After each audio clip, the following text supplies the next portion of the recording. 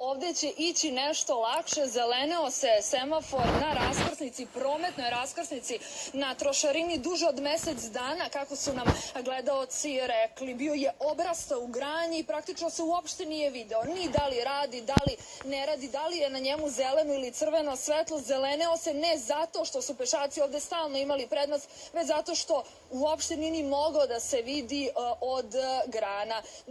Građani koji su se obraćali našoj redakciji kažu da su o ovom problemu obavestili nadležne službe, ali da na teren niko nije izlazio. I mi smo obavestili nadležne o tom problemu i u roku od sat vremena grane su orezane, a semafor se, kao što možete videti, sasvim lepo vidi. I to je svakako lepo. A da kažemo još i to da u Beogradu postoji oko 500 raskrsnica sa semaforima. I ukoliko je potrebno da mi svaku pojedinačno obiđemo kako bi one bile bezbedne, nama neće biti teško.